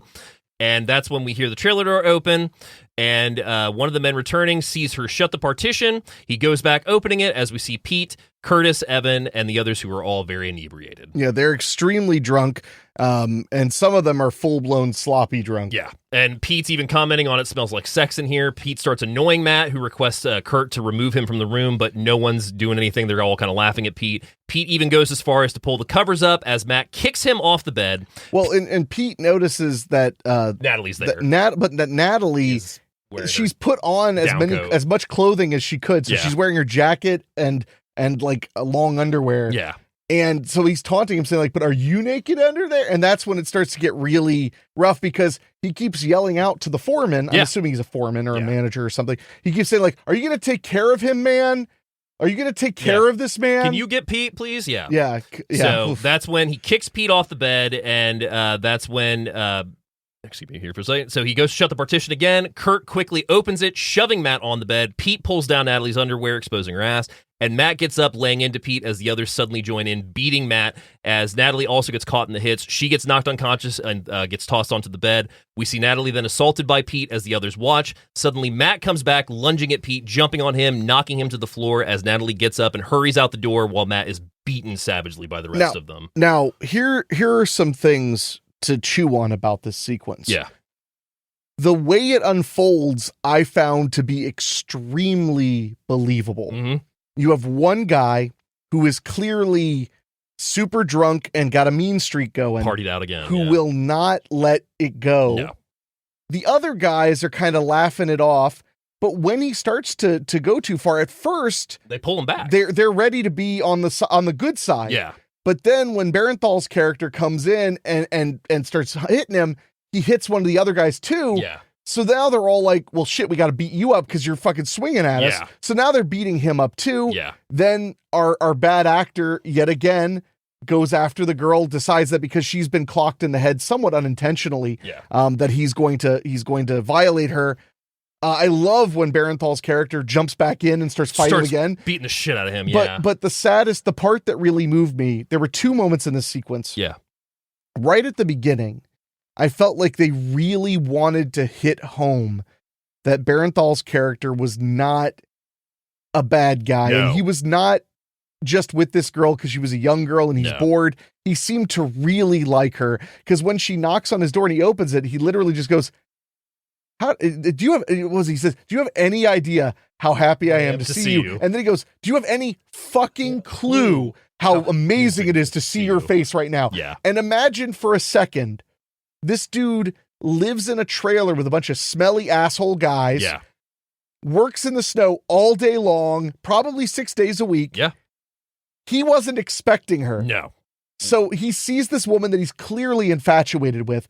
And the way he talks to her, like he just lights up like a friggin' teenager. It's super cute. Just, do you have any idea how happy I am to see you? And he's like, how did you get here? Get in here. Like, yeah. it's a sweet moment that really makes you know that it's about to sting. Yeah. And then after he jumps back and starts fighting, trying to keep her from potentially getting gang raped. Yeah. As he starts fighting them, when he's just holding on them and grabbing them as she's like trying to figure out what to do. They have him in a chokehold, and he's telling her, "Go, like, run, get out of here," because he's gonna fight them off, give his life. As he can, yeah, he'll give his life to help her escape. And she even looks back at him while they're and it's heartbreaking. Yeah. And it's also, I just thought it was really worth mentioning because early on, her brother, when she mentions the guy, all he has to say about him is he's white and he's old. Yeah. Like he's too old for her. Yeah.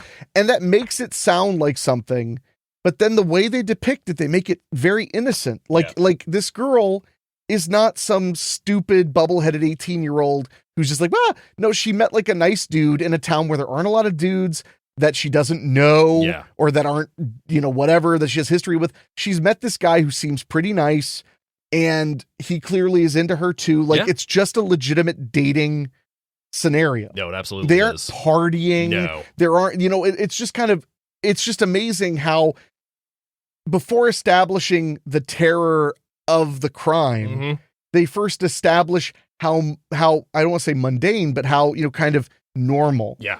And fine. Yeah. The night started out. It all started out with a surprise visit to somebody you're in love with. Very cute, very fun scene until you hear those snowmobiles pull up. Yeah, and it turns so hard. Yeah. And I just, that's something that always stuck with me. Yeah. The moment that I was like, whoa, was from this moment on. Well, and if I didn't mention too, they fake you out at first because when a Banner walks up to the trailer, the knock, they cut to the flashback. Yeah, and it's her knocking on Natalie knocking on the door. Yeah, you see Barenthal washing his face and hearing the knock and then answering the door, but it's her instead. Yeah. It's a great move. Yeah. And it just really, it's really like the emotional core of this movie. So I wanted to celebrate the few things that I thought worked incredibly well. Their chemistry worked well. Absolutely. The way they played everything up. And that's the other thing is like, as this guy's picking on him, Barenthal's sitting there with his shirt off. He's built like a brick shit house. Oh, yeah. And it's very clear. It's like, dude, he clearly doesn't want to whoop this guy's ass, but No. he totally can. He totally can. And the guy, if he weren't so drunk, would know. Yeah. Would be like, oh yeah, you'll friggin' kill me. Yeah. But how quickly it all gets out of hand Very. then foreshadows how quickly everything is about to get out of hand again. Yeah. So we cut back to current day as Banner is knocking on the trailer. She goes to open the door but finds it locked. Curtis calls to Pete, telling him, "Pete, the FBI is standing in front of the door." Oh, my stomach and to get dropped. up, and that's when Ben tells her to get away from the door as a shotgun blast rings out, kicking Banner to the ground. A firefight opens up between all of them. They're drawing their guns, begin firing. Banner takes out one of the knees and puts one through one of the guy's head. Pete, with a machine gun in the trailer, starts opening fire outside. Ben and his men are gunned down, leaving Curtis, Pete, and Evan. Curtis walks up to Banner, ready to execute, when suddenly another shot rings out, killing him and blowing him back as we briefly see Corey in camo in the trees. Yeah, which is clearly that hot shit gun blowing him away. So Evan and Pete return to the trailer as Corey takes out Evan, leaving Pete to exit the trailer, and he starts running for the hills, no gloves or anything. Corey joins Banner, who is hiding under the trailer, and takes her inside, attending to her wounds. Banner tells Corey to go get Pete as we see him frantically still running through the snowy hills. Pete begins to hear Corey's sled and drops down, drawing his weapon as the noise dies out. Pete, with no gloves or winter attire, begins to lose it. He's like, where are you? Like, trying to find him. And that's when Corey sneaks up behind him, hitting him with the butt of his rifle, knocking him out. Now, before we continue. Yeah. What David just said was like 45 seconds. Yeah. This is a very tense 3 or 4 minutes. Yeah. That feels like 10. It is not just boom, boom. There is so much like trying to reload your gun in time, people getting killed immediately. I forgot bullet that Ben shots to the died. head. Sorry? I forgot that Ben died. Oh, everybody. Yeah. None of the cops live. None of the cops, yeah. Like all of the deputies of Wind River die in one excursion. So it's really, really tense. Yeah. And here is where I feel like we crescendo This is so on the kind of the moral of the story, maybe. Yeah. So sometime later, Pete comes to, and Corey tells him that they're at Gannett Peak, the highest point in Wyoming. Pete asks to talk, and Corey tells him sure. Pete finds that Corey has removed his boots. He starts going frantic. He's like, where are my boots? And he's like, hey, you said you wanted to talk. We'll talk, but if you want to whine, then I'll just go. Yeah, I'll just leave. So Corey asks him, what did he do? And Pete tries to tell him there's nothing here, no women, no fun. And Corey approaches him, asking him for honesty, adding that he got drunk, he got lonely. What else? And he even tells him, he's like, I'm not the law. Yeah. I'm just a guy out here with you. I want to know the truth. So Pete confesses he raped Natalie and they beat Matt to death. Corey tells Pete, okay, draws a knife cutting him loose and tells him that he's free to go. Pete asks where's he going to go, and Corey tells Pete he's going to give him the same chance that Natalie had, and if he can make it to the highway, he's free. Natalie made it 6 miles. She's a warrior, but Pete will be lucky to make it 600 feet. Pete asks what does he want him to do, and Corey tells him he wants him to run, taking his rifle and firing it right next to his ear. Yeah, it makes my ears want to start ringing. So Corey watches as Pete makes it several hundred feet before collapsing, crawling as his lungs burst, and Pete falls to the snow, dies looking up at the sky. Yeah, it's and it's gruesome. He's just coughing up blood. He's having the same horrible death, except without the courageous attempt to stay alive that the young woman had. So next, we see Corey visiting Banner in the hospital, asking how she's feeling. She tells him she feels okay, and Corey presents her with a gift, a plush alligator to remind her of home. Yeah, and he says a crocodile, and she's like, alligator. Well, no, but he says, right. He's wrong. He says crocodile, and she goes, alligator. And he's like, oh, well, he'll protect you better than that bulletproof vest. So Banner thanks him, but Corey tells her that she's a tough woman. She saved her own life, adding, out here, you survive or you surrender, period. And she fought for her life, and she gets to walk away with it and gets to go home. Banner tells him she knows what he's doing as Banner begins to cry, stating she ran 6 miles in the snow, and Corey states, yes, she did. Corey returns to Natalie's home, finding Annie asleep in Natalie's bed. He covers her up. He looks over Natalie's belongings, including pictures of Emily and Natalie that he finds. Yeah. And that is when outside he sees Martin sitting out back, and he goes to join him. We see Martin sitting with a painted face of blue and white, and Corey sits with him asking him about the paint, and Martin tells him it's his death face, and he just made it up. There's nothing that he has to tie to he says, how do you know that? And he's like, I just made it up. Yeah. No one to teach me. So Martin tells him he was afraid he quit, but then the phone rang this morning, and Chip called him in over a year. He's at the station, and he's going to go pick him up. Martin comments he heard what happened and that one's still missing, but Corey is quick to tell him, no one's missing. And Martin asks how did he go out, and Corey tells him with a whimper. Corey tells him to go easy on Chip, and Martin says he will he will go get him, but he wants to just sit here for a little bit, asking Corey if he's got time to sit with him. Corey tells him he's going nowhere, and we close on a shot framed of Corey and Martin in the shape of a teepee on the swing set. They're just right in the triangle of it. As text comes up reading, while missing person statistics are compiled for every other demographic, none exist for Native American women. No one knows how many are missing. Yeah. And that is 2017's Wind River. And one of my favorite things about this film is that is the ending. Yeah. Because to me, kind of what the moral, for lack of a better term, of the story is in a place like this, in a world like this, you have to find your own justice. Mm-hmm. I mean, I really, that's what I kind of got from it because, he could have just shot the dude. Oh, yeah, easily. But he wanted to make a point. Yeah.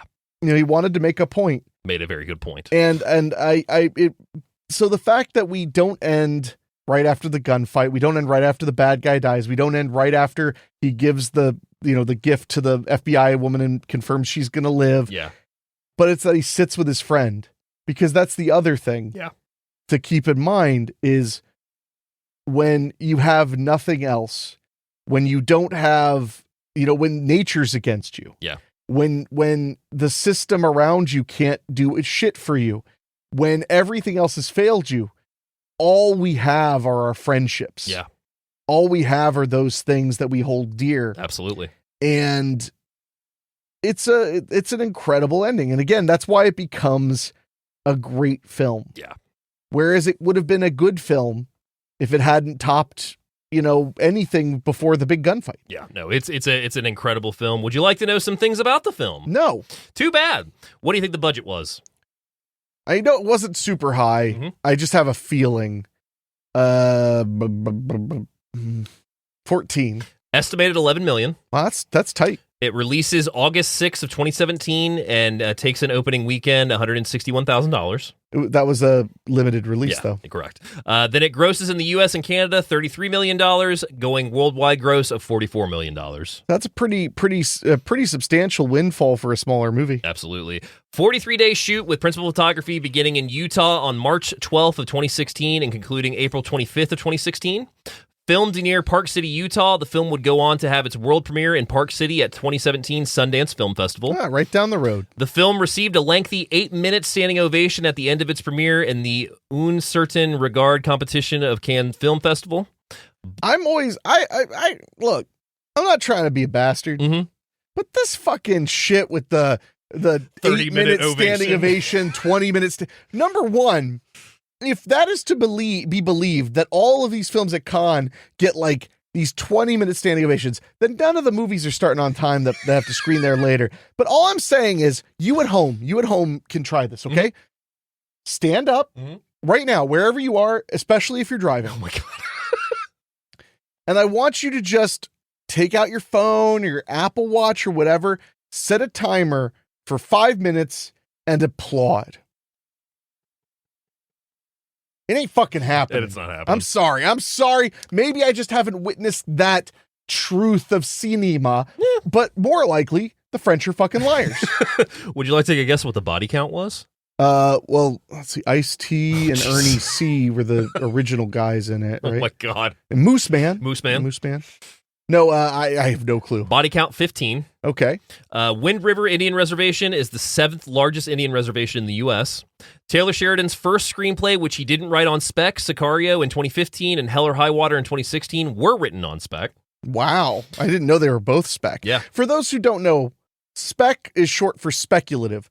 When you write a screenplay that no one asked you for, and then you go and sell it to get it made, that's a speculative screenplay, a spec script. As opposed to if a producer comes to you and says like, I want to make a movie about what do you got? And you pitch, that's different. That's not speculative because somebody's like, I like that idea, write it. When you have a finished screenplay and that's what gets made, that's speculative. And spec screenplays don't get made very often. No. And the money is very good on spec screenplays. Jeremy Renner was the director's first choice for the lead role, but he was busy with shooting Arrival in 2016 at the time. Taylor Sheridan approached Chris Pine, who later had to drop out because of his role in Wonder Woman in 2017. Coincidentally, Renner's schedule opened up and he was roped in for the role. Yeah, I mean, I could see Chris Pine. Oh, I could too, yeah. But I think Renner's the better choice because Renner's sadder inside. Jeremy Renner's character, Corey Lambert, is a skilled tracker and hunter. To prepare for the role, Renner underwent training with a professional hunter to learn the necessary skills and techniques. But did he train with Craven the Hunter? I don't think he did. Good. Elizabeth Olsen receives first billing despite having less screen time than Jeremy Renner. The grueling location... Interesting. I didn't think about that. Yeah. The grueling location shoot was filmed in real blizzardy conditions with crew and equipment being primarily ferried into locations on snowmobiles and snowcats since regular vehicles were totally unsuitable for the hazardous terrain. Cleaning up unsightly vehicular tracks left in the snowy landscape had to be done with some compositing in post to keep the vista in virginal condition. That's something I meant to mention. The only thing that the 4K transfer does not do any favors to, just one or two scenes or one or two shots really, where because of all the, I guess because it's so high definition, you can see they're CGIing some snow and some weather, but it's not that often though. I will admit it was toward the beginning of the movie. That's why I noticed it so much. Elizabeth Olsen experienced snow blindness while shooting the film, a painful eye condition caused by exposure of insufficiently protected eyes to ultraviolet rays from either natural or artificial sources, akin to sunburn of the cornea or conjunctiva. See, I thought in show business, snow blindness was the term for when you do so much cocaine, you just greenlight a movie you shouldn't. also known as Joel Silver's disease. When discussing places to live, Matt tells Natalie a story about the idyllic little mountain town that he wound up in alone one Christmas called Ojai. He describes it as a town where everybody smiles at each other, they say hello, and the people have these looks with their eyes that were on in some sort of secret, like they had all figured out. The actor who plays Matt, John Bernthal, actually lives in Ojai in real life. Oh, wow. Yeah. Because that story is really beautiful. It really is. And that's one other part where you start to see that they have a lot. I mean, he could have just been shining her on, but it sounded like he was like, no, when I quit this job, like, fuck it. You want to leave? I'll leave with you. Yeah. Let's go somewhere. During the course of the shoot, writer-director Taylor Sheridan was visited on set by some Shoshone tribal leaders who astonished him with the revelation that at the very time there were 12 unsolved murders of young women on the reservation of about 6,000 people. Due to a 1978 landmark government ruling, the Supreme Court stripped tribes of the right to arrest and prosecute non-natives who commit crimes on native land.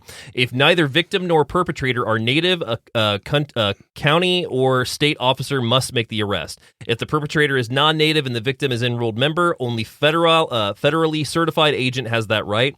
If the opposite is true, a tribal officer can make the arrest, but the case must still go to federal court. This quagmire creates jurisdiction nightmares by choking up the legal process on reservations to such a degree many criminals go unpunished indefinitely for serious crimes. I mean, it's the Wild West out there, not meant to be a pun. Yeah. In order to get attention for the movie, Taylor Sheridan could get enough money to finish it in post-production the way he wanted. He entered it into the Sundance without telling his producers, who says they were not happy because they were trying to close a deal with TWC for the film. Nevertheless, that deal was eventually made. Oh, why are you saying TWC? You don't want to say the Weinstein Company? After the news of Harvey Weinstein's history on sexual assaults and harassment fully broke in 2017, Taylor Sheridan called the Weinstein Company's then interim chairman, David Glasner, and gave them an ultimatum. The company would remove its logo and any production credits from the film for all post-theatrical airings and agree to turn down any future compensation for its release. And in return, there would be no other dealings. Glasner immediately agreed to Sheridan's demands. There's a TWC logo at the beginning of the film we watched, though. No. Jane moves an arm's distance from the wall before aiming around the corner. This is a close quarters combat tactic that presents less of your body to threats, widens your field of view, and ensures neither you nor gun extends beyond your cover. In military and SWAT lingo, it's known as slicing the pie.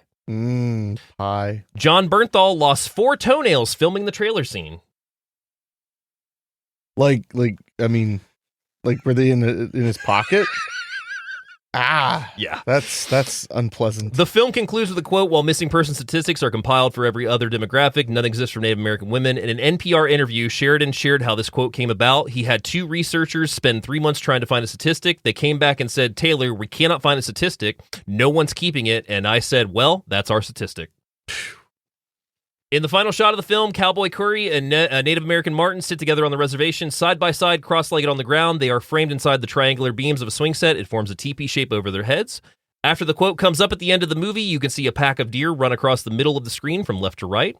And in November of 2022, Carrie Scoglin signed to direct a sequel titled Wind River, The Next Chapter, from a screenplay by Patrick Massett and John Zinman, and starring Martin Sensmer. Principal photography took place from March 15th to April 24th of 2023 in Calgary. The sequel was confirmed in August 2023. Neither Jeremy Renner or Elizabeth Olsen are confirmed to star. The plot synopsis reads, the FBI enlists the aid of Chip Hansen, a newly minted tracker from the U.S. Fish and Wildlife Service, to solve a series of ritualistic murders on the reservation he calls home. Had no idea about that. Are you sure that's real? It has a Wikipedia page and IMDb page. So, no. It hasn't been released, but it's apparently completed. That just sounds crazy. I know. They should have just done it, had Universal like 17 whatever, do the made for TV sequel. Yeah. With Judge Reinhold as the Native American chief. Oh God. So what are your final thoughts on Wind River? Well, hell. I mean, I feel like I've probably said most of what I could say about it. Yeah. I think that its heart is perfect. Like the heart of the story is perfect. I think the performances are perfect. There's no weak link to this film. It's subdued yet thrilling at the same time, which is honestly something I think Taylor Sheridan's been really good at. Really good at is making something that's slow and calm and shocking. Yeah. I think that it's a great story about friendship, about community, about the government, about how a lot of times in life you are on your own. Yeah. And I don't know. I think that it was a perfect film when it came out, and it's still pretty friggin' perfect. Yeah. So, I mean, it's a buy it to me. I think it's a new classic. If you consider yourself a film fan, which I can't imagine you listen to a friggin' podcast with two idiots only talking about movies they like. If you weren't a film fan, it should really be in your collection. And don't be a Dave, get the Steelbook. I'll get it eventually. Oh, yeah? Yeah, probably. It's a buy it for me as well. I think the performances are top tier. I think that the way that everything builds, because it's like with a story like this, you could have done like a John Wick in the snow almost to set the. Oh, they did that with Mads Mikkelsen already. Polar, yes, I know. I didn't hate Polar, but there was a point where I was like, okay, so every middle-aged movie star, we're going to try and make John Wick as well. No, it's a great new American neo-Western, I would almost say, as well. Mm-hmm. It is fantastic movie. You will not be disappointed with it. I will say say it's a buy it for me, but it might be a rent it depending on how unpleasant the movie has with Coward. For people. I'm just saying, there's people out there that, you know. Look, okay. I'm going to blow your minds, everybody. Oh, Jesus. No. Here we go. This is important. Is it? Yes. As co-host of Do You Even Movie? Lifestyle coach. And lifestyle coach for all who can hear my voice. Mm-hmm. Here's the thing about movies. Mm-hmm. If you're not sitting down, please sit down unless you're driving. Stand up again. They're not real. Yeah. It's pretend, unless it's Cannibal Holocaust. But in that case, just grow up. It's a great story. Oh, it's a fantastic. And it wouldn't work without the things that upset people. Yeah. So I don't know. I mean, I get that some people have incredible sensitivities, but frankly, it's a movie. Well, I mean, I'm a big fan of limit testing cinema. Like I will watch stuff that is out there. Absolutely. And yet, what? You don't want to do happiness on the show. No, I do not. That movie did not age well in this. Curious. Oh, it didn't age well. You're like, look. When I first saw it, different feelings about pedophiles, but now, again it. And on that note, we always like to end the show with a couple recommendations. My two this week, starting with the first one. From 2003, I have Mystic River. The tragic murder of a 19-year-old girl reunites three childhood friends still living in Boston, the victim's gangster father, a detective, and the disturbed man they both suspect of killing her. Fantastic movie. Cannot recommend enough. And the other one, I'm going to go with a classic. 1996's Fargo, currently available on Peacock, MGM Plus, Pluto, and Tubi. Minnesota car salesman Jerry Lundegaard's inept crimes fall apart due to his and his henchmen's bungling and the persistent police work of the quite pregnant Marge Gunderson. That's a pretty good description. Fargo's great. Fargo's the series, fantastic. Excellent. Even better, yeah.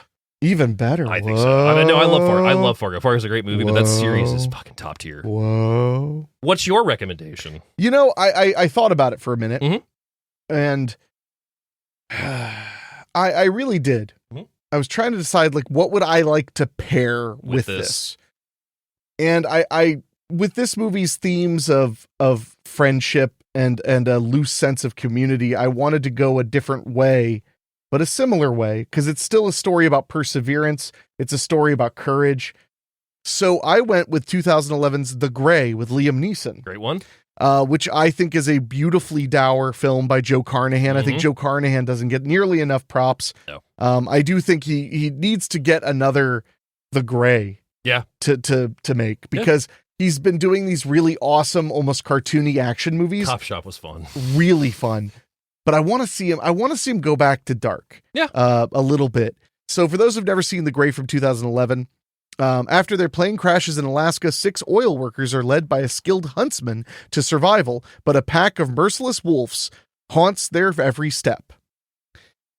And that's a good description. Yeah. It's available to stream with your Prime membership right now. There we go. It might be through some channel like Shout Factory. I don't know. Okay. I'm not going to check. Yeah, you're good. You're an adult. You can find The Grey. But The Grey is one giant allegory for life and death.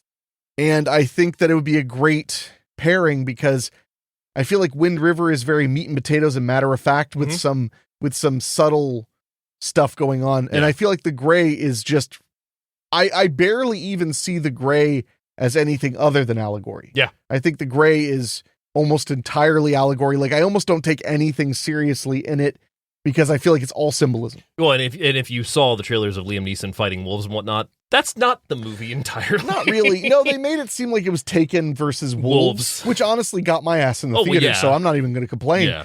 But it's so much more than that. It's bleak. It is really a good movie, but goddamn, it explores elements like sometimes the only way to survive what's outside is to look inward. Mm-hmm. Things like that I think are really valuable. Yeah. And I love it. Plus, I'm a big fan of any movie that's people versus not people. And also, on that note, if you are going to watch The Grey for the first time, make sure you watch till the end credits. Yeah. Watch the end credit scene so you can be wrong like everybody else about what it means, because I'm right. And I'm also going to give a shout out to Carnahan's first movie, Blood, Bullet, and Octane, which we saw recently. Amazing. Really, really underrated flick that if you can get your hands on, absolutely worth your time. That movie, look, when I first saw, it's Blood, Bullets, and High Octane. High Octane, yeah. Blood, Bullets, and High Octane. When I first saw Blood, Bullets, and High Octane, I was very grateful because it prepared me for what it would be like for a life on Adderall.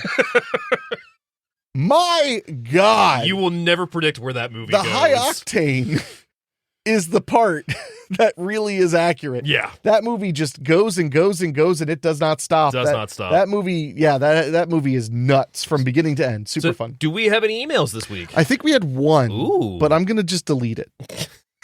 No, we had one last I checked. Okay, yeah. We have, this one is from your friend, Brittany. Okay. Oh, okay. Brittany C. I don't know how, some people don't want their last names given out. I know who Brittany is. So I know, great. Hello. Hope you guys had a great Christmas. We're not, Dave said I'm not allowed to talk about Christmas anymore. I did not ever again. say that. I re-listened to the Mercy Christmas episode after revisiting it this holiday season. It was my second time watching, after being introduced to it last year by your podcast. I wanted to write in because you guys spoke about Eddie most likely being dead. However, this year, I watched the credits, which I don't think I did last year. And there was an end credit scene where he moved his hand like he did previously in the movie the first time it seemed he was dead. So I wanted to know if you guys watched that scene and if you think he actually died. I don't think we have watched the end credits. I don't know if I recall that at all. Shit, I don't. Yeah, that's a new one on me. Yeah, well, I mean, but it sounds like they're definitely hinting that there's hope. So I say, yeah, he survived. Yeah. At the very least, as a little treat to yourself. Yeah, just like believing that the Loch Ness Monster is Bigfoot's pet. Yeah, it's just for me that I believe that. No, but that's a great point. Thank you for bringing that up. Yeah, Mercy Christmas, great film. I wish more people knew about. We do, when we get comments about that episode on like YouTube and stuff, it's usually people saying like, I'm so glad somebody else watched this movie because it's great. I also have to mention that while I like the whole movie, I loved the ending, and to me, it is what helps make the movie. I have a still in my phone of Eddie saying, "Merry Christmas, bitch." And it's actually what I sent David last year to tell him I was watching the movie. It is true. No, Mercy Christmas is truly a great piece of film. I haven't been surprised. Actually, chocolate strawberry or vanilla, chocolate strawberry vanilla. Yeah. I haven't been surprised that much by a low budget kind of unknown movie to me since Mercy Christmas. Yeah. I'm currently listening to the Krampus episode and had no idea there was a Silent Night, Deadly Night novelization. Thank you for talking about it. Definitely, because I definitely want to check it out. Yes, you do. It is Friday, December 27th. My first day back to work after Christmas, and I can't focus, so apologies if some of my email is a word salad. And I was going to mention more, but apparently my energy drink hasn't kicked in yet. You did fine. That all made sense to me. You should text her before this airs and be like, "Hey, really liked your email. We had to cut out some of the weird stuff you said about anti-Semitism." Oh my God. No, thank you, Brittany. And this is P.S. Are you guys planning to do any live streams soon? But I would think we're probably gonna figure that out soon. I mean, that's really a Dave question because he's the one with the busy social life and the two parents and all the reasons he can't just stream live. No, I was actually thinking about that a couple days ago. Yeah, we'll be figuring out a live stream here in about the next apparently, couple months. If we put Tetris in front of you, will blow all of our minds. Dude, I played it for 4.5 hours the other night. Yeah, but not on stream. Not to help raise money to pay off my vet bills. God. Just saying. You would love Brittany, by the way. She's the one who let me know about basically 2006's Black Christmas being a good movie when I was in high school. Huh. Yeah. Have I met? I thought I'd met Brittany. I think you have. I'm pretty sure. Maybe. I can't remember. I mean, because I know her name. Like I said, I just know some people don't want their last names read. Yeah, I got you. So I didn't. But no, I know. Yeah, I've met Brittany. I was going to say, I thought. Yeah, years and years ago, but I met her in person. So would you like to know what we're talking about next week on the show? There's going to be a next week. There's going to be a next week, and it's your pick this time. I don't buy that. What is it? A Simple Plan from 1996, starring Bill Paxton, Billy Bob Thornton, and Bridget Fonda. The movie that every time we watch a great movie with snow, because I knew we were covering it, I couldn't recommend it, because that was my that would have been my recommendation after Ice Harvest. That makes sense. That's a great film. It's a great film. Where can we watch it? Currently available on Pluto. Nice. And I do know for a fact that Arrow just put out a 4K of it, too. Did you not know that? No. Yeah. Why'd you make that face? I don't know. I don't know what face I made. And that's the one by Raimi, right? Yeah. Sam Raimi, Evil Dead, Evil Dead, Darkman, Spider-Man director. Yeah. So we'll be checking that out next week. Yes, we will.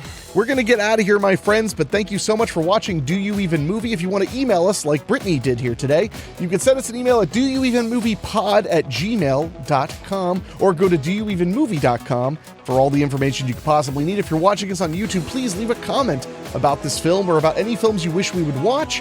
Leave a like. Make sure you're subscribed. And if you're listening on the podcast, make sure you're subscribed in your favorite app. And please consider giving us a rating of 4 stars, 5 stars. Honestly, that's it. Otherwise, just go away.